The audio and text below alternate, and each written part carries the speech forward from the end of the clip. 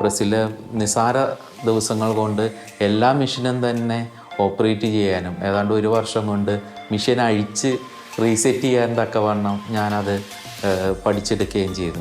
നീണ്ടൊരു 13 വർഷം ഞാൻ ആ പ്രസ്സിൽ ജോലി ചെയ്തു. നീ പെണ്ണ് കാണാൻ പോകുമ്പോൾ നിനക്ക് രോഹിതനാവാനുള്ള വിളിയുണ്ടെങ്കിൽ നീയായിട്ടൊന്നും ചെയ്യേണ്ട, ഈ കല്യാണം ഇത് മുടങ്ങിപ്പോകും.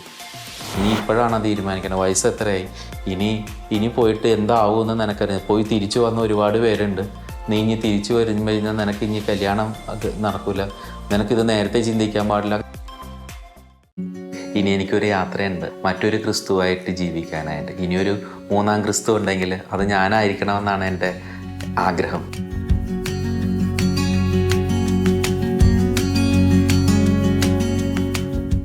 എൻ്റെ പേര് ആൻ്റണി ഫ്രാൻസിസ്. ഞാൻ തോട്ടക്കാട്ടുകര ഇടവക അംഗമാണ്. എൻ്റെ വീട് കടുങ്ങല്ലൂർ, കിഴക്കേ കടുങ്ങല്ലൂരാണ് എൻ്റെ വീട്. ഞാൻ എൻ്റെ വീട്ടിലെ 6ാമത്തെ മകനാണ്. മണപ്പറമ്പിൽ ജോസഫിൻ്റെയും മാർഗരറ്റിൻ്റെയും 6ാമത്തെ മകനായിട്ട് ജനിച്ച ആളാണ്. 31ാമത്തെ വയസ്സിലാണ് ഞാൻ സെമിനാരിയിൽ പ്രവേശിക്കുന്നത്. 39ാമത്തെ വയസ്സിൽ എനിക്ക് തിരുപ്പട്ടം കിട്ടുകയും ചെയ്തു. എൻ്റെ ദൈവവിളിയെക്കുറിച്ച് പറയുമ്പോൾ എൻ്റെ പേരിനോട് ചേർന്ന് തന്നെ അത് ചിന്തിക്കണം. എൻ്റെ പേര് ആൻ്റണി. ഈ ആൻ്റണി എന്നുള്ള പേര് കിട്ടാൻ വലിയൊരു കാരണമുണ്ട്. 6ാമത്തെ മകനായിട്ട് ഞാൻ ഗർഭം ധരിച്ചു എന്നുള്ള വാർത്ത എൻ്റെ അമ്മ സന്തോഷത്തോടുകൂടിയാണ് സ്വീകരിച്ചതെങ്കിലും എൻ്റെ കൂട്ട് ഉണ്ടായിരുന്ന അല്ലെങ്കിൽ അമ്മയോട് ചേർന്ന് നിന്നവരാരും അത് സന്തോഷത്തോടു കൂടിയല്ല സ്വീകരിച്ചത്. 83കളിൽ ഇന്ദിരാഗാന്ധിയുടെ നാമൊന്ന് നമുക്കൊന്ന് എന്നുള്ള ആ ഒരു ആപ്തവാക്യത്തെ ഉൾക്കൊണ്ടുകൊണ്ട് ഈ ഒരു കുഞ്ഞിൻ്റെ ആവശ്യകതയുണ്ടോ എന്ന് അവർ ചിന്തിച്ചുകൊണ്ടിരുന്നു. അമ്മ ഇതിനെല്ലാം തരണം ചെയ്തു, ശക്തമായിട്ട് എതിർക്കുകയും ചെയ്തു. പക്ഷേ വീട്ടിൽ മറ്റുള്ളവരുടെ ശക്തമായ ആ ഒരു സ്വാധീനം കൊണ്ട് ഈ ഒരു കുഞ്ഞിനെ അബോർട്ട് ചെയ്യാൻ അമ്മ നിർബന്ധിക്കപ്പെടുകയായിരുന്നു. എങ്കിലും ഈ കുഞ്ഞിന് വേണ്ടി അമ്മ ആദ്യം ഓടിച്ചെന്നത് എൻ്റെ ഇടവക പള്ളിയിലെ അന്തോണിസ് പുണ്യാളൻ്റെ കപ്പേളയിലാണ്. അമ്മ നിരന്തരമായിട്ട് എനിക്ക് വേണ്ടി പ്രാർത്ഥിക്കുമായിരുന്നു. ഗർഭത്തിലിരിക്കുന്ന എനിക്ക് വേണ്ടി പ്രാർത്ഥിക്കുമായിരുന്നു. ഈ പ്രാർത്ഥന നൊവേന പോലെ അമ്മ ചൊല്ലിയതിന് ശേഷമാണ് അമ്മ അബോർഷൻ്റെ എല്ലാവരുടെ നിർബന്ധത്തിന് വഴങ്ങി അബോർഷന് പോകുന്നത്. പക്ഷേ ഈ മരുന്ന് കഴിച്ചിട്ടും അന്തോണിസ് പുണ്യാളൻ ശക്തമായി അമ്മയുടെ പ്രാർത്ഥന സ്വീകരിച്ചുകൊണ്ട് എനിക്കൊരു പരിക്ക് കേൾക്കാതെ നല്ലൊരു ആരോഗ്യമുള്ള കുഞ്ഞായിട്ട് 1983 മാർച്ച് 26-ാം തീയതി ഞാൻ ജനിച്ചു. അതുകൊണ്ട് തന്നെ എൻ്റെ അപ്പനും അമ്മയും എനിക്ക് വിശുദ്ധ അന്തോണീസിൻ്റെ പേര് തന്നെ ആൻ്റണി എന്നുള്ള പേര് എനിക്കിട്ടു. ഞാനും ആ പേരിൽ അഭിമാനം കൊള്ളുക. അബോർഷനെ കുറിച്ചുള്ള കാര്യങ്ങൾ ചിന്തിക്കുക പോലും ചെയ്യാൻ പാടില്ല എന്നോ ശാലോം TV-യിൽ ഒരിക്കൽ ഒരു ക്ലാസ് അമ്മ കേട്ടു. ആ ഇൻഫ്ലുവൻസ് കൊണ്ട് അമ്മ ആ ഒരു സാഹചര്യത്തിലൂടെ 83കളിൽ കടന്നുപോയ സാഹചര്യത്തെക്കുറിച്ച് നന്നായിട്ട് അമ്മ ഒന്ന് പ്രാർത്ഥിക്കുകയും നല്ലൊരു കുമ്പസാരം നടത്തുന്നതിൻ്റെ ഭാഗമായിട്ട് 2014 അമ്മ ഈ ഒരു കുമ്പസാരം നടത്തി. ആ കുമ്പസാരം നടത്തി 1 മാസത്തിനുള്ളിൽ 31ാമത്തെ വയസ്സിൽ ഞാൻ ദൈവവിളിയിലേക്ക് തിരികെ വരികയാണ്. 1 മാസത്തിനുള്ളിൽ തന്നെ ഞാൻ അമ്മനോട് പറഞ്ഞു എനിക്ക് അച്ഛനാവാൻ പോകണമെന്നുള്ളത്. അമ്മ ഞെട്ടലോടുകൂടിയാണ് ഈ ഒരു സന്തോഷ വാർത്ത കേട്ടത്. ചെറുപ്പത്തിൽ ഞാൻ കുർബാനകളൊക്കെ പാട്ടുമൊക്കെ പാടുകയും അത് അച്ഛൻ കുർബാന അർപ്പിക്കുന്നത് പോലെ കയ്യൊക്കെ വിരിച്ച് പ്രാർത്ഥിക്കുകയൊക്കെ ചെയ്യുമ്പോൾ അമ്മ ഓർത്തത് ഞാൻ 10ാം ക്ലാസ് കഴിയുമ്പോൾ തന്നെ സെമിനാരിൽ പോകും എന്നാണ്. പക്ഷേ 10ാം ക്ലാസ് കഴിയുമ്പോഴത്തേക്കും എൻ്റെ വീട് എൻ്റെ മൂത്ത പെങ്ങന്മാരെയൊക്കെ കല്യാണം കഴിപ്പിച്ചതിൻ്റെ വലിയൊരു കടബാധ്യത എൻ്റെ വീട്ടിലുണ്ടായിരുന്നു. 10 കഴിഞ്ഞപ്പോൾ എൻ്റെ സഹോദരി ഭർത്താവിന് ഒരു പ്രിൻറ്റിങ് പ്രസ് ഉണ്ടായിരുന്നു. അവിടെ ഞാൻ വെക്കേഷന് പോയതാണ്. പക്ഷേ മെഷീനൊക്കെ ഓപ്പറേറ്റ് ചെയ്യാനുള്ള ഒരു ടെൻഡൻസി എനിക്കുണ്ടായിരുന്നു. അപ്പോൾ എനിക്ക് ആ മെഷീനൊക്കെ ഓടി നടന്ന് ആ മെഷീൻ്റെ പ്രവർത്തനങ്ങളൊക്കെ കണ്ട് മനസ്സിലാക്കാനും ചുരുക്കം 2 മാസം കൊണ്ട് തന്നെ അത്യാവശ്യം മെഷീൻ ഓപ്പറേറ്റ് ചെയ്യാനുള്ള ഒരു അത്രത്തോളം ഞാൻ ആ മെഷീൻ ഇഷ്ടപ്പെടുകയും അതിനോട് ഇണങ്ങിച്ചേരുകയും ചെയ്തു. അതുകൊണ്ട് തന്നെ 10ാം ക്ലാസ് കഴിഞ്ഞ് അന്ന് പ്രീ ഡിഗ്രിയാണ്. പ്രീ ഡിഗ്രി 2 വർഷം പഠിച്ച് ഉടനെ തന്നെ ഞാൻ തിരിച്ച് പ്രസ്സിലേക്ക് വന്നത്. പ്രീ ഡിഗ്രി ഞാൻ തോറ്റുപോയായിരുന്നു. ഞാൻ തിരിച്ച് പ്രസ്സിലേക്ക് വന്നു. ഇനി പഠിക്കുന്നില്ല എന്നുള്ള ധാരണയിൽ പ്രസ്സിലേക്ക് തിരിച്ചു വരികയും പ്രസ്സിലെ നിസാര ദിവസങ്ങൾ കൊണ്ട് എല്ലാ മെഷീനും തന്നെ ഓപ്പറേറ്റ് ചെയ്യാനും ഏതാണ്ട് 1 വർഷം കൊണ്ട് മെഷീൻ അഴിച്ച് റീസെറ്റ് ചെയ്യാൻ തക്കവണ്ണം ഞാനത് പഠിച്ചെടുക്കുകയും ചെയ്തു. അതിനിടയിൽ ഞാൻ പ്രീ ഡിഗ്രി പാസ്സായി. നീണ്ട ഒരു 13 വർഷം ഞാൻ ആ പ്രസ്സിൽ ജോലി ചെയ്തു. ഇതിൻ്റെ ഇടയിൽ ഒരു വശത്ത് എനിക്കപ്പോഴത്തേക്കും 24 വയസ്സുള്ളപ്പോൾ എൻ്റെ അപ്പച്ചൻ മരിച്ചു. അപ്പച്ചൻ മരിക്കുമ്പോൾ അപ്പച്ചനൊരു ദുഃഖം ഉണ്ടായിരുന്നുള്ളൂ. ബാക്കി എല്ലാവരുടെയും കല്യാണമൊക്കെ കഴിഞ്ഞ് എല്ലാവരും സെറ്റിൽഡാണ്. ഒരു ചേച്ചി CSST കോൺഗ്രിഗേഷനിലെ സന്യാസിനിയാണ്. എൻ്റെ കാര്യം മാത്രം എങ്ങോത്താണ്ട് നിൽക്കുമ്പോൾ അപ്പച്ചൻ വല്ലാതെ വിഷമിച്ചിട്ടാണ് ആ മരണക്കിടക്കയിൽ എന്നോട് പറയുകയും എൻ്റെ ചേട്ടന്മാരോട് ഇവൻ്റെ കാര്യം നോക്കിക്കൊള്ളണമെന്നൊക്കെ പറയുകയും ചെയ്തു. എൻ്റെ ചേച്ചി പ്രസ്സുള്ള ആ ചേച്ചി എൻ്റെ ഉത്തരവാദിത്തം ഏറ്റെടുത്തു എന്ന് അപ്പച്ചനോട് പറയും. അന്ന് മുതൽ വീട്ടിൽ അപ്പച്ചൻ്റെ ആ ഒരു വാർഷികം കഴിഞ്ഞപ്പോൾ തന്നെ എനിക്ക് വേണ്ടി കല്യാണാലോചനകൾ വീട്ടുകാർ ഒരു വശത്ത് തുടങ്ങി. ഞാൻ ഈ സമയത്ത് പ്രസ്സിൽ ജോലി ചെയ്യുന്നതോടൊപ്പം തന്നെ ഞങ്ങളുടെ ഇടവകയിൽ ഒരു തർക്കം ഉണ്ടായിരുന്നു. കോൺഗ്രിഗേഷനിലുള്ള ഒരു അച്ഛന്മാരും ഒരു പള്ളിയെ ചൊല്ലി ഒരു തർക്കം ഉണ്ടായിരുന്നു. ആ തർക്കത്തിൻ്റെ പരിണാമം ആ പള്ളിയും സ്ഥലവും രൂപത ഏറ്റെടുക്കുകയും അവിടുത്തെ കാറ്റഗിസം ഇടവപ്പള്ളിയിലേക്ക് മാറ്റി സ്ഥാപിക്കുകയും ചെയ്യുകയും. അപ്പോൾ ഇതിനെക്കുറിച്ച് സംസാരിക്കാനായിട്ട് എൻ്റെ ആ പള്ളിയുടെ ഭാഗത്തുണ്ടായിരുന്ന യൂത്ത് എന്ന നിലയിൽ ഞാൻ നിയോഗിക്കപ്പെടുകയും ഞാൻ അച്ഛനായിട്ട് സംസാരിക്കുകയൊക്കെ ചെയ്തു. അങ്ങനെ വലിയൊരു മീറ്റിങ്ങുകളിലൊക്കെ കൂടി അവസാനം ഞാൻ അവിടുത്തെ കാറ്റഗിസം HM-ആയിട്ട് തിരഞ്ഞെടുക്കുകയും ചെയ്തു. അതോടൊപ്പം തന്നെ അവിടെ ഒരു കൊച്ചച്ഛനായിട്ട് ഫാദർ ബൈജു അഗസ്റ്റിൻ കുറ്റിക്കലച്ചൻ അസിസ്റ്റൻ്റ് വികാരിയായിട്ട് വന്നു. ഞങ്ങൾ രണ്ടുപേരും കൂടി ഒന്നിച്ച് പ്രവർത്തിക്കാൻ തുടങ്ങി. പല മേഖലകളിലും ഒരേ ആശയം. ഒരു പ്രോഗ്രാം നടത്തുമ്പോൾ ഞങ്ങൾ ഒരുമിച്ച് ചെയ്യുകയും ആ പ്രോഗ്രാമിൻ്റെ റിസൾട്ട് കാണുമ്പോൾ ഉണ്ടാകുന്ന ഒരു സന്തോഷം അച്ഛനും ഞാനും ഒക്കെ പങ്കുവെക്കാൻ തുടങ്ങിയപ്പോൾ എൻ്റെ ഉള്ളിൽ ദൈവവിളി വീണ്ടും മുളവട്ടാൻ തുടങ്ങി. 10ാം ക്ലാസ് കഴിഞ്ഞപ്പോൾ ചേരണമെന്ന് വിചാരിച്ച് ജോലി പ്രാരാബ്ദങ്ങൾ കൊണ്ട് വേണ്ടാന്ന് വിചാരിച്ചത് പിന്നീട് ഞാൻ എൻ്റെ ഉള്ളിൽ ഈ ഒരു ആഗ്രഹം വരാൻ തുടങ്ങി. അങ്ങനെ ഏതാണ്ട് 28 വയസ്സായപ്പോഴത്തേക്കും ഈ ഒരു ആഗ്രഹം കുറേയും കൂടി ശക്തിപ്പെടാൻ തുടങ്ങി. ഞാൻ ഈ ഒരു വിഷയം എൻ്റെ കൊച്ചച്ഛനായിട്ട് ബൈജു അഗസ്റ്റിൻ കുറ്റിക്കലച്ചനായിട്ട് സംസാരിച്ചു. അച്ഛൻ എന്നെ പറഞ്ഞത്, നീ പ്രാർത്ഥിക്കുക, ദൈവവിളിയാണ് നിനക്ക്, അച്ഛനാവാനുള്ള വിളിയാണ് നിനക്കുണ്ടെങ്കിൽ തീർച്ചയായിട്ടും നിന്നെ ആ വഴിക്ക് ദൈവം കൊണ്ടുപോകും. അവരൊത്തിരി പ്രതീക്ഷ നൽകിയൊരു വാക്കാണ് ഇത്. എൻ്റെ ആഗ്രഹം ഒരു സൈഡിലുള്ളപ്പോൾ തന്നെ ഇപ്പുറത്തെ സൈഡിൽ എൻ്റെ വീട്ടുകാർ എനിക്ക് വേണ്ടി ഒരു കല്യാണാലോചനകളൊക്കെ ആലോചിക്കുന്നു. 2 പ്രാവശ്യം മനോരമ പത്രത്തിൽ എനിക്ക് വേണ്ടി കല്യാണാലോചനകൾ പരസ്യം കൊടുക്കുകയൊക്കെ ഉണ്ടായിരുന്നു. അപ്പോൾ അതിൻ്റെ ഒരു സമ്മർദ്ദമുണ്ട്. ചേട്ടൻ 1-2 കല്യാണാലോചനകൾ കൊണ്ടുവരികയും ചേട്ടൻ അവരോട് വാക്ക് പറഞ്ഞതുകൊണ്ടും എൻ്റെ ചേട്ടന് എന്നെ ബഹുമാനവും പേടിയൊക്കെ ഉള്ളത് കൊണ്ടും ഞാൻ 2-3 സ്ഥലത്ത് പെണ്ണ് കാണാനായിട്ട് പോയിട്ടുണ്ട്. അപ്പോഴും ഞാൻ വീട്ടുകാരോട് ഒരിക്കലും പറഞ്ഞിട്ടില്ല, എനിക്ക് അച്ഛനാവണം എന്നുള്ള ആഗ്രഹം ഞാൻ പറഞ്ഞിട്ടുണ്ടായിരുന്നില്ല. ഞാൻ ഈ ഒരു പെണ്ണ് കാണാൻ പോകുന്നതിന് മുമ്പ് എൻ്റെ കൊച്ചച്ഛനുമായിട്ട് ബൈജു അച്ഛനായിട്ട് ഞാൻ സംസാരിക്കും. അച്ഛൻ എന്നോട് ഇത്രേ പറഞ്ഞോളൂ, നീ പെണ്ണ് കാണാൻ പോകുമ്പോൾ നിനക്ക് ദൈവവിളി ഉണ്ടെങ്കിൽ, പുരോഹിതനാവാനുള്ള വിളിയുണ്ടെങ്കിൽ നീയായിട്ടൊന്നും ചെയ്യേണ്ട, ഈ കല്യാണം ഇത് മുടങ്ങിപ്പോകും. അതല്ല, നിനക്ക് വിവാഹ ജീവിതമാണെങ്കിൽ നീ പേടിക്കേണ്ട കാര്യമില്ല, വളരെ ഭംഗിയായിട്ട് നിൻ്റെ വിവാഹം നടക്കും. ഇതെൻ്റെ വൊക്കേഷൻ്റെ ക്ലാരിറ്റി ആയിട്ട് ഞാൻ കണ്ടു. അങ്ങനെ 1-2 പ്രാവശ്യം ഈ വിവാഹാലോചനകൾ വന്നു പോകുമ്പോഴും എൻ്റെ ഉള്ളിൽ സന്തോഷമായിരുന്നു. ഞാൻ ദൈവവിളിയോട് ചേർന്ന് നിൽക്കുന്നു. പക്ഷേ എൻ്റെ വീട്ടിൽ അമ്മക്ക് ഭയങ്കര ദുഃഖമായിരുന്നു. കാരണം ഇത്രയും പ്രായമായിട്ട് കല്യാണം നടക്കുന്നില്ല. അമ്മ ശക്തമായിട്ട് അന്തോണീസ് ഉണ്ണിയാളിനോട് പ്രാർത്ഥിക്കും. അമ്മ പ്രാർത്ഥിച്ചത് ഇങ്ങനെയാണെന്ന് എന്നോട് പറഞ്ഞിട്ടുണ്ട്. എന്താണ് അവൻ്റെ വിളി എന്നുള്ളത് തെളിയിച്ചു കൊടുക്കണമേ എന്നാണ് പ്രാർത്ഥിച്ചത്. എൻ്റെ ചേച്ചിമാരൊക്കെ ശക്തമായിട്ട് പ്രാർത്ഥിച്ചത് എൻ്റെ കല്യാണത്തിന് വേണ്ടിയിട്ടാണ്. പക്ഷേ വലിയ താമസമില്ലാതെ എൻ്റെ ജീവിതത്തിൽ അമ്മ ശാലോം TV-യിൽ ഞാൻ നേരത്തെ പറഞ്ഞതുപോലെ അമ്മ ആ ഒരു കുമ്പസാരത്തിന് ശേഷം ആ ഒരു മാസവും എൻ്റെ ആ ദിവസം അടുത്ത് വന്നപ്പോൾ ഞാനിങ്ങനെ പെട്ടെന്ന് പറഞ്ഞു, അമ്മച്ചി എനിക്കൊരു കാര്യം പറയാനുണ്ട്, എനിക്ക് അച്ഛനായാൽ കൊള്ളാമെന്നുള്ളത്. ഞാനിപ്പോഴും ഓർക്കണം. അന്നും ഞാൻ ശാലോം TV-യിൽ ബോബി അച്ഛൻ്റെ ഒരു പ്രസംഗം കേട്ടുകൊണ്ടിരിക്കുമ്പോൾ ഭക്ഷണം കഴിച്ചു, ബ്രേക്ക്ഫാസ്റ്റ് കഴിക്കണം, അത് കഴിഞ്ഞിട്ട് ജോലിക്ക് പോകണം. ആ ഒരു സമയത്താണ് ഞാൻ അമ്മേനെ വിളിച്ചിട്ട് പറയുന്നത്, അമ്മ എനിക്ക് സെമിനാരി ചേരണമെന്ന്. ഞെട്ടലോടുകൂടി അമ്മ ആ ഒരു ഇതിനെ ഏറ്റെടുത്തെങ്കിലും പിന്നീട് ഓരോ ദിവസം കഴിയുന്തോറും വീട്ടിൽ ചേച്ചിമാരും ഇവരൊക്കെ എന്നോട് പറഞ്ഞു, നീ ഇപ്പോഴാണ് തീരുമാനിക്കണം, വയസ്സ് എത്രയായി, ഇനി പോയിട്ട് എന്താവുമെന്ന് നിനക്കറിയാം, പോയി തിരിച്ചു വന്ന ഒരുപാട് പേരുണ്ട്, നീ ഇനി തിരിച്ചു വരുമ്പോൾ നിനക്ക് ഇനി കല്യാണം നടക്കില്ല, നിനക്കിത് നേരത്തെ ചിന്തിക്കാൻ പാടില്ല. അങ്ങനെ ഒരുപാട് കേൾക്കുന്നവരെല്ലാം എന്നെ ഒരു കണക്കിന് നിരുത്സാഹപ്പെടുത്തി. വളരെ ഒന്നോ രണ്ടോ പേര് എന്നെ സപ്പോർട്ട് ചെയ്തു. ആ ഒന്നോ രണ്ടോ പേരുടെ സപ്പോർട്ട് എനിക്ക് വലിയ ആശ്വാസമായിരുന്നു. പ്രത്യേകിച്ച് എൻ്റെ കൊച്ചച്ഛൻ, എൻ്റെ കൂടെ കാറ്റീസത്തിലുണ്ടായിരുന്ന ഒരു ടീച്ചർ, ആനി എന്ന് പറയുന്ന ഒരു ടീച്ചറുമൊക്കെ എന്നെ വല്ലാതെ പ്രോത്സാഹിപ്പിച്ചായിരുന്നു. അപ്പോൾ ഇതെല്ലാം പ്രോത്സാഹനം ഒരു സൈഡിലുണ്ടെങ്കിലും വീട്ടിൽ വല്ലാത്ത ഒരു സന്തോഷകരമായ ഒരു സിറ്റുവേഷൻ വീട്ടിൽ നിന്ന് അകന്നുപോയി.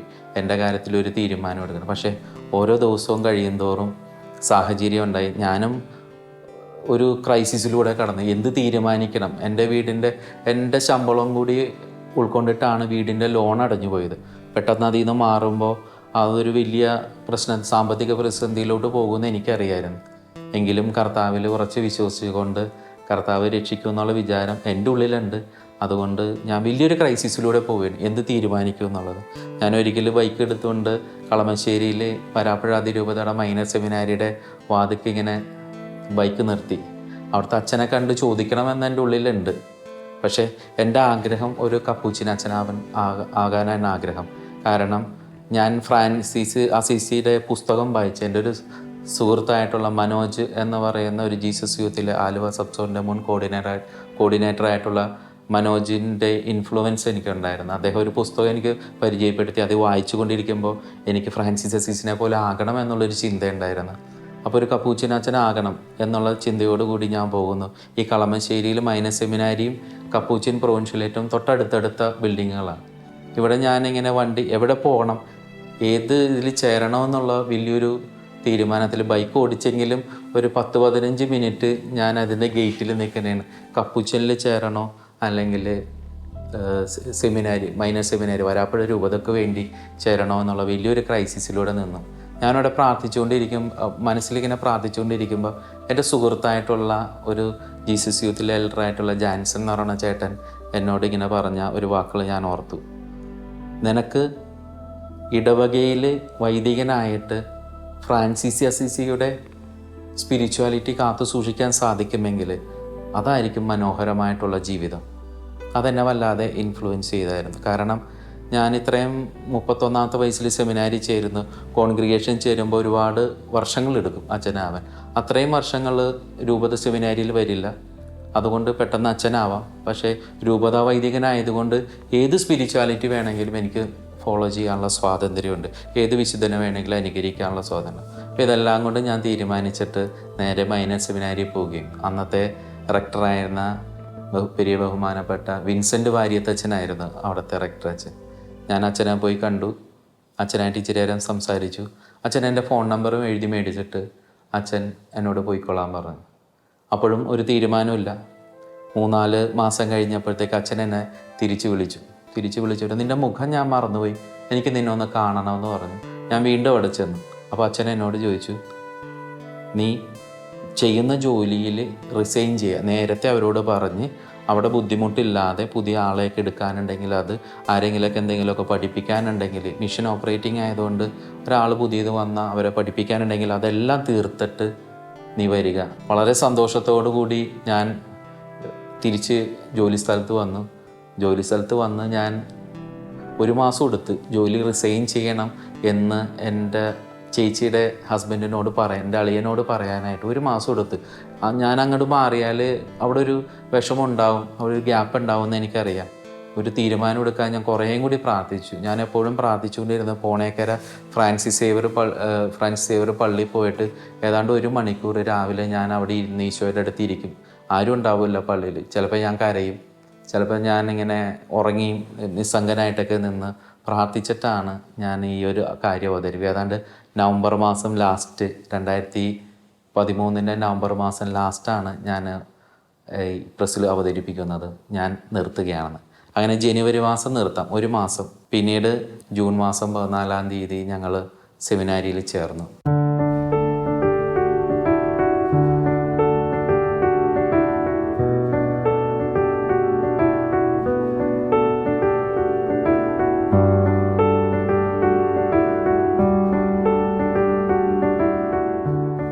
ാമത്തെ വയസ്സിൽ ഞാനങ്ങനെ കളമശ്ശേരിയിലെ വിയാനി ഹോം എന്ന് പറയുന്ന ഇനീസിയേഷൻ സെൻറ്ററിലേക്ക് ഞാൻ അയക്കപ്പെടുകയാണ്. ഫസ്റ്റ് ഇയർ ആര് സെമിനാരി ചേർന്നാലും ഒരു ഫോർമേഷൻ ഉണ്ട്, ഇനീസിയേഷൻ. 1 വർഷം അവർ ഒബ്സർവ് ചെയ്തിട്ടാണ് നമ്മളെ അടുത്ത പോർഷൻ. അപ്പോൾ അവിടെയാണ് ഞാൻ ചേർന്നത്, വിയാനി ഹോമിൽ. അവിടെ ചെല്ലുമ്പോൾ രസകരമായൊരു സംഭവം, ഞാനൊരാൾ 31 വയസ്സുകാരൻ, എൻ്റെ കൂടെയുള്ളത് 10ാം ക്ലാസ് കഴിഞ്ഞ കുട്ടികൾ, ഏതാണ്ട് എൻ്റെ പകുതി വയസ്സുള്ളവർക്ക്. 1-2 പേര് +2 കഴിഞ്ഞവരും ഉണ്ടായിരുന്നു. ഇവിടെ അവരെ സംബന്ധിച്ചിടത്തോളം അവരുടെ വലിയേട്ടൻ എന്ന നിലയിലാണ് ഞാൻ അവിടെ നിന്നയിച്ചത്.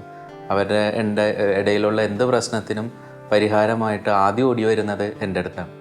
ചേട്ടൻ പറയുന്നത് പോലെ എന്നാണ് അവർ പറയുന്നത്. ചേട്ടൻ പറഞ്ഞതുപോലെ, ഇനിയിപ്പോൾ ഡയറക്ടറച്ഛൻ്റെ അടുത്ത് കംപ്ലയിൻറ്റ് പറഞ്ഞാലും ചേട്ടൻ പറഞ്ഞിട്ടാണ് ഞാൻ ചെയ്തതെന്ന് പറഞ്ഞിട്ട് അവർ പോകും. അവരൊത്തിരി സന്തോഷത്തോടു കൂടിയാണ് എന്നെ അവിടെ ചേർത്ത് നിർത്തിയത്. ഇതൊക്കെ സന്തോഷം പകലാണെങ്കിലും രാത്രി ഞാനെന്ന വ്യക്തി, എനിക്ക് പറ്റിയൊരു കൂട്ടുകാരനില്ലാത്തതിൻ്റെ ഒരു വിഷമമുണ്ടായിരുന്നു. ഞാൻ പയ്യെ രാത്രി എല്ലാവരെയൊക്കെ ഉറങ്ങി കഴിയുമ്പോഴത്തേക്കും നൈറ്റ് പ്രെയറൊക്കെ കഴിഞ്ഞ് ചാപ്പലിൽ വന്നിരിക്കും. അവിടെ ഒരു കുഞ്ഞ് ചാപ്പലുണ്ട് വിയാനി ഹോമിൽ. ഞങ്ങൾ 20 പേർക്ക് അല്ലെങ്കിൽ 25 പേർക്ക് ഇരിക്കാൻ പറ്റാവുന്നൊരു ചാപ്പലുണ്ട്. അവിടെ വന്നിരിക്കും. കുറേ സമയം ഞാൻ ഈശോയുടെ അടുത്ത് വന്നിരിക്കും. വേറെ ഒന്നുമില്ല, വീട്ടിലെ കാര്യം ഓർക്കുമ്പോൾ ഒരു വിഷമം, ലോണിൻ്റെ കാര്യങ്ങളൊക്കെ ഓർക്കുമ്പോൾ ഒരു വിഷമമാണ്. അത് ഈശോയായിട്ട് ഷെയർ ചെയ്യും. കുറേ നേരം ഇരുന്ന് കഴിയുമ്പോഴത്തേക്കും വലിയൊരു ആശ്വാസം എൻ്റെ ഉള്ളിലോട്ട് വരും. അത് കഴിയുമ്പോൾ സന്തോഷത്തോടു കൂടി ഞാൻ കിടന്നുറങ്ങും. ഇതിങ്ങനെ ദിവസങ്ങളോളം പോയിക്കൊണ്ടിരുന്നു. ഒരു വർഷത്തെ അവിടുത്തെ കോഴ്സിൻ്റെ ഇടയിൽ മിക്ക രാത്രികളിലും ഞാൻ ഈശോൻ്റെ അടുത്തായിരിക്കും.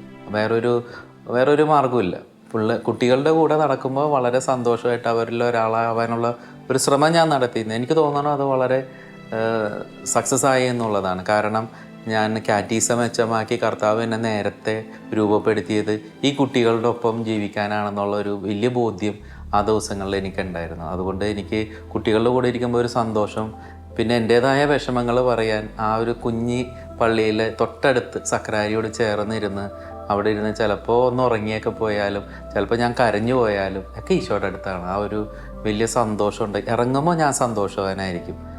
ഇതെൻ്റെ റെക്ടറച്ഛനും അവിടെ ഉണ്ടായിരുന്ന കിച്ചണിലെ സ്റ്റാഫായിട്ടുള്ളൊരു ചേട്ടനൊക്കെ എപ്പോഴും ശ്രദ്ധിക്കുമായിരുന്നു ഞാൻ ഈ രാത്രി പള്ളിയിൽ പോയിരിക്കുന്ന കാര്യം. അപ്പോൾ അവരിടയ്ക്ക് ഇടയ്ക്ക് എന്നോട് വന്ന് ചോദിക്കും, നീ എന്താ ഈ രാത്രി വന്നിരിക്കണേന്നൊക്കെ ചോദിക്കുമ്പോൾ ഞാൻ പറയും, എൻ്റെ വിഷമം ഞാൻ ആരോട് പറയാനാണ്, അതുകൊണ്ട് ഞാൻ അവിടെ പോയിരിക്കണമെന്ന് പറഞ്ഞ് അവിടെ ഇരിക്കും. പക്ഷെ അതൊക്കെ അവരൊക്കെ വളരെ സന്തോഷത്തോടു കൂടി ആണ് സ്വീകരിച്ചത്. എൻ്റെ സ്പിരിച്വൽ ഫാദറായിരുന്നിട്ടുള്ള ഒരു കുര്യൻ മാരപറമ്പിൽ അച്ഛനാണ്. അച്ഛനും എന്നെ ചേട്ടാന്നാണ് വിളിച്ചുകൊണ്ടിരുന്നത്. കുട്ടികളൊക്കെ വിളിക്കുന്നുണ്ട് ചേട്ടൻ എന്ന അഭിസംബോധന ചെയ്യുള്ളൂ. അതും ഒരു തരത്തിൽ എൻ്റെ ഉത്തരവാദിത്ത ബോധം കൂട്ടുവാനും കുട്ടികളെ നോക്കണം എന്നുള്ള എനിക്കൊരു സന്തോഷം. അപ്പോൾ അവിടെ വലിയൊരു സ്നേഹത്തിൻ്റെ കൂട്ടായ്മ വളരാൻ തുടങ്ങി.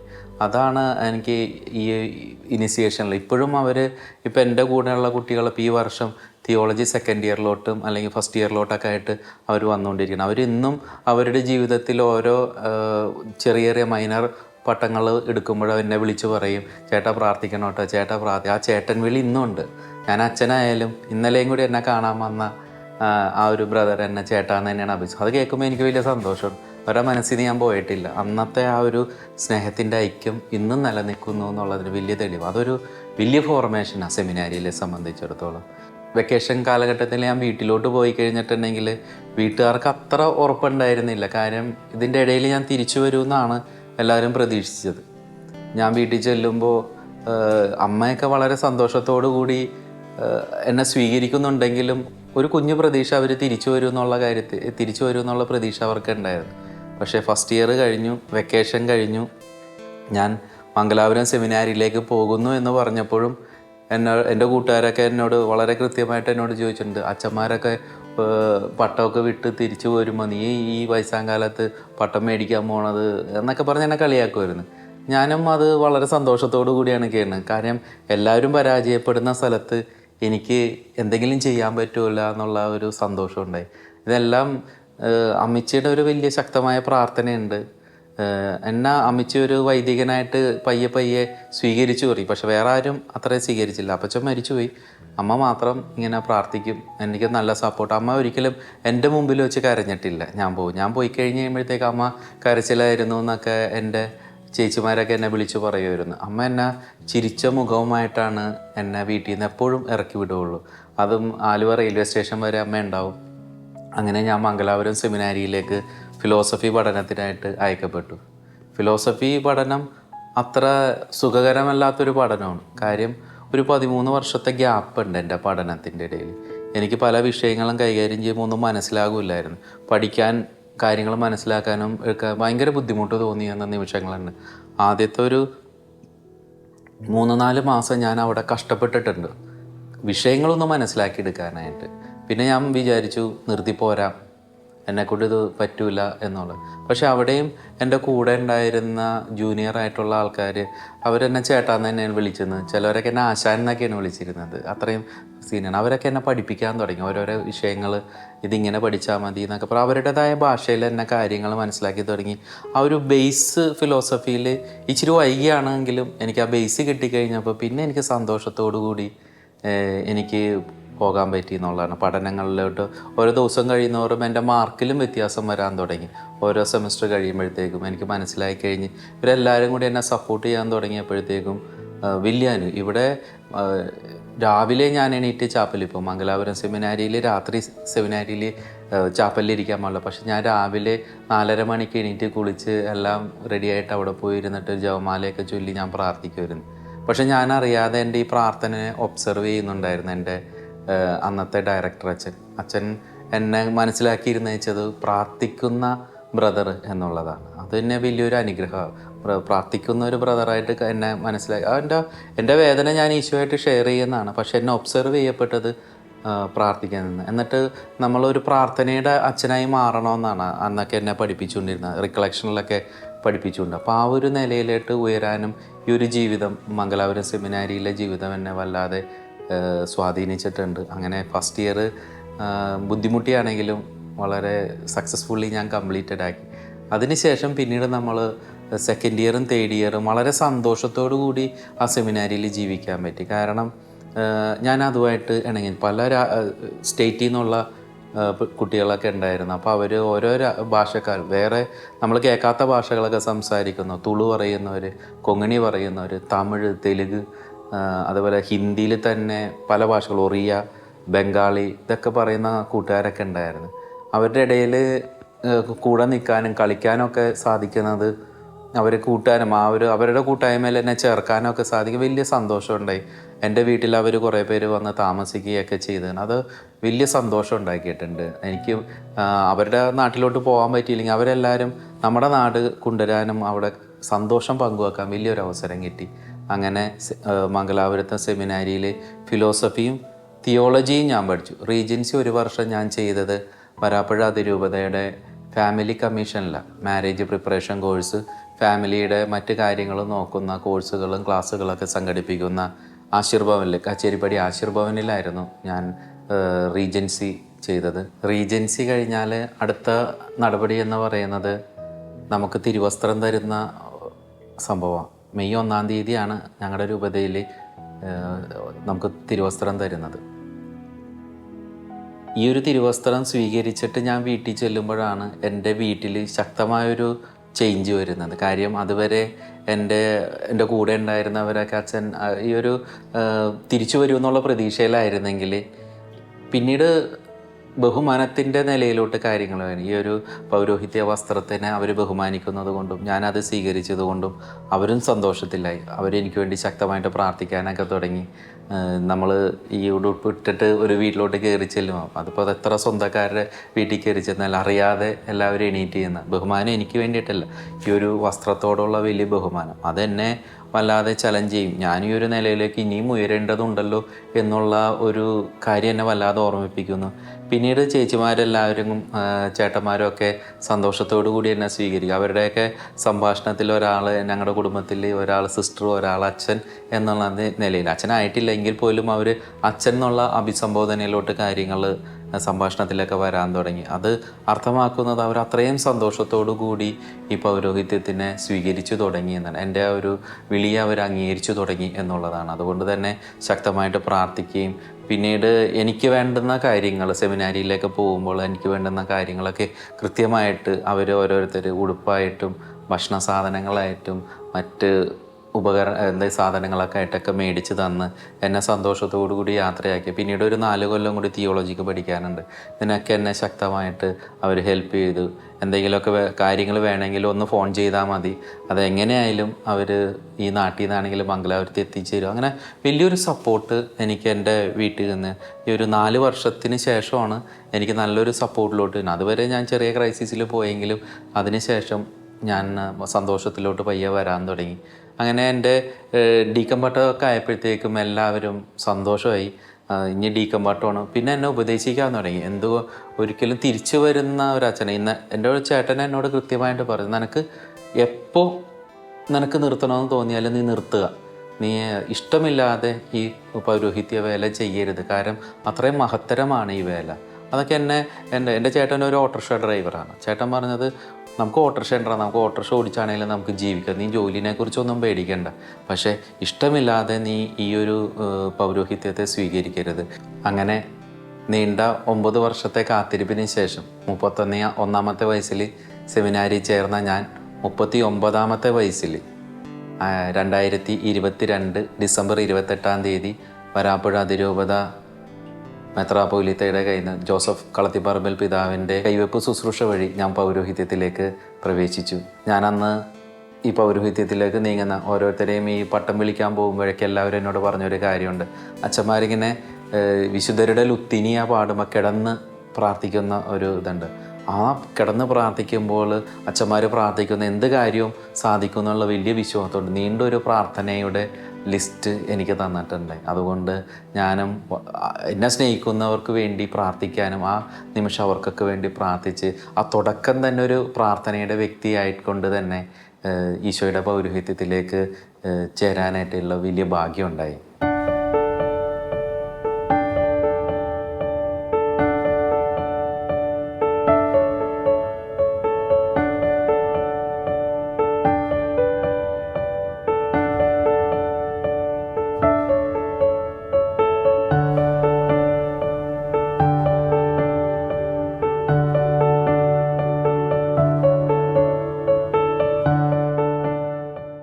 എൻ്റെ ആദ്യത്തെ അപ്പോയിൻമെൻറ്റ് എനിക്ക് കിട്ടിയത് വല്ലാർപാടത്ത് പള്ളിയിലാണ്, അവിടുത്തെ കൊച്ചച്ഛനായിട്ടാണ്. അവിടെ ഞാൻ ചെല്ലുമ്പോൾ പല ആൾക്കാരും, ഒരുപാട് പേര് ഇവിടെ അടിമ സമർപ്പണത്തിന് വരുമ്പോൾ ഒരു കുഞ്ഞു സംഭാഷണം അതിൻ്റെ ഇടയിലുണ്ടാവും. അപ്പോൾ ചില ആൾക്കാരൊക്കെ എന്നോട് ഇങ്ങനെ പറയും, എനിക്ക് ഇങ്ങനെ ഒരു ആഗ്രഹം ഉണ്ടായിരുന്നു അച്ഛനായാലെന്നൊക്കെ പറഞ്ഞ് ചില യുവാക്കൾ അല്ലെങ്കിൽ ഇച്ചിരി പ്രായമായ ആൾക്കാർ പറയുമ്പോൾ എനിക്ക് അവർക്കൊരു പ്രതീക്ഷ കൊടുക്കാൻ പറ്റും. കാര്യം അവരൊരു 25 വയസ്സായതിനെ കുറിച്ചാണ് പരിതപിച്ചുകൊണ്ടാണ് പറയുന്നത്. 25 വയസ്സ് കഴിഞ്ഞ് സെമിനാരിയിൽ എടുക്കോ ഇല്ലയോ എന്നൊക്കെ ചോദിക്കും. അപ്പോൾ എനിക്ക് വളരെ സന്തോഷത്തോടെ പറയും, 31ാമത്തെ വയസ്സിലാണ് സെമിനാരി ചേർന്ന ഒരു വ്യക്തിയാണ് ഞാൻ, അതുകൊണ്ട് ഇനിയും സാധ്യതകളുണ്ട് എന്ന് പറയുമ്പോൾ രസകരമായിട്ട് എല്ലാവർക്കും തോന്നുമെങ്കിലും പക്ഷേ അതൊരു ദൈവവിളിയിലേക്കുള്ള വലിയൊരു വാതിൽ തുറന്നു കൊടുക്കാനായിട്ട് എനിക്ക് സാധിച്ചിട്ടുണ്ട്. അതുതന്നെയായിരിക്കും ഒരു പക്ഷേ എൻ്റെ ജീവിതത്തിലെ ഏറ്റവും മനോഹരമായ നിമിഷമെന്ന് ഞാൻ കണക്കാക്കുന്നതാണ്. ഒരാളുടെ വഴി തെളിച്ചു കൊടുക്കും. ഞാൻ നടന്ന വഴികളിൽ അത്ര സുഖകരമല്ലെങ്കിൽ, പലപ്പോഴും അടഞ്ഞ വഴികളായിരുന്നെങ്കിൽ ഇന്ന് എൻ്റെ മുമ്പിൽ വരുന്നവർക്കൊരു കുഞ്ഞു പ്രതീക്ഷ പൗരോഹിത്യത്തിൽ കൊടുക്കാൻ പറ്റുന്നത് തന്നെയാണ് ഏറ്റവും വലിയ മഹത്തരമായ കാര്യമായിട്ട് ഞാൻ കാണുന്നത്. എന്നെക്കുറിച്ച് 1-2 സിസ്റ്റർമാരെ എൻ്റെ ജീവിതത്തെ അറിയാവുന്നത് കൊണ്ട് പലപ്പോഴും കോൺവെൻറ്റിലായിക്കൊള്ളട്ടെ അല്ലെങ്കിൽ കോൺഗ്രിഗേഷൻ്റെ ഞങ്ങളുടെ രൂപതയെ തന്നെ ദൈവവിളി ക്യാമ്പുണ്ടാവുമ്പോൾ അച്ഛന്മാരെന്നെ വിളിക്കും, ചെറുതായിട്ടൊന്ന് ഷെയർ ചെയ്യണം എന്നൊക്കെ പറയാം. വലിയ സന്തോഷത്തോടു കൂടി ഞാൻ പോകും. എൻ്റെ അനുഭവങ്ങൾ മറ്റുള്ളവർക്ക് അനുഗ്രഹമായിട്ട് മാറും. അന്ന് ഞാൻ ഒരുപാട് കഷ്ടപ്പെട്ട് ദുഃഖിച്ചിട്ടുണ്ടെങ്കിൽ ഇന്ന് ഞാൻ വളരെ നർമ്മം കലർത്തി അതൊക്കെ പറയുമ്പോൾ അവർക്ക് വലിയൊരു പ്രതീക്ഷ കൊടുക്കാൻ പറ്റുന്നുണ്ട്. അത് തന്നെയാണ് ഈ ഒരു പൗരോഹിത്യ ജീവിതത്തിൻ്റെ മഹത്തരമായ കാര്യം. ഫ്രാൻസിസ് അസീസിയിലേക്കുള്ളൊരു യാത്രയാണ്. അന്തോണി സുനിയാളുടെ ജീവിതം പഠിക്കുമ്പോൾ നമ്മൾ കാണുന്നുണ്ട്, അന്തോണി സുനിയാളൻ ഡൊമിനിക്കനായിരുന്നു. അവിടെ നിന്ന് ഫ്രാൻസിസ് അസീസിയുടെ പ്രവർത്തനങ്ങൾ ആകൃഷ്ടനായിട്ട് ഒരു യാത്രയാണ് ഫ്രാൻസിസ് ആവാനുള്ള യാത്ര. ഇപ്പോൾ ഞാനിവിടെ അന്തോണീസിൽ തുടങ്ങി, ഇനി എനിക്കൊരു യാത്രയുണ്ട് അന്തോണീസിന് ഫ്രാൻസിസായി തീരുവാനായിട്ട്, മറ്റൊരു ക്രിസ്തുവായിട്ട് ജീവിക്കാനായിട്ട്. ഇനിയൊരു 3-ാം ക്രിസ്തു ഉണ്ടെങ്കിൽ അത് ഞാനായിരിക്കണമെന്നാണ് എൻ്റെ ആഗ്രഹം. അതിന് നിങ്ങളെല്ലാവരും എനിക്ക് വേണ്ടി പ്രാർത്ഥിക്കണം. ഇപ്പോൾ ഞാൻ തൃപ്പൂണിത്തറയിലുള്ള വടക്കേക്കോട്ട സെൻറ്റ് ജോസഫ് പള്ളിയിലെ കൊച്ചച്ഛനായിട്ടിരിക്കുന്നു. ഔസേപ്പിതാവിൻ്റെ വലിയൊരു സംരക്ഷണത്തിലാണ്. ഈശോനെ വളർത്തിയ പോലെ ഔസേപ്പിതാവ് എന്നെയും തീർച്ചയായിട്ടും ഈ ഒരു വർഷക്കാലം വളർത്തുകയും ഈ ഒരു 3-ാമത്തെ ക്രിസ്തുവായിട്ട് ജീവിക്കാൻ തീർച്ചയായിട്ടും ഔസപിതാവിനെ സഹായിക്കുമെന്ന് എനിക്ക് നല്ല ഉറപ്പുണ്ട്. അതിന് നിങ്ങളുടെ പ്രാർത്ഥനയും ഞാൻ യാചിക്കുകയാണ്. ഒരു നാളും എന്നെ കൈവിടില്ല, ഒരു നാളും എന്നെ മറക്കില്ല, ഒരു നാളും എന്നെ കൈവിടില്ല, ഒരു നാളും എന്നെ മറക്കില്ല. എൻ്റെ താതൻ എന്നെ തേടും, എനിക്കാ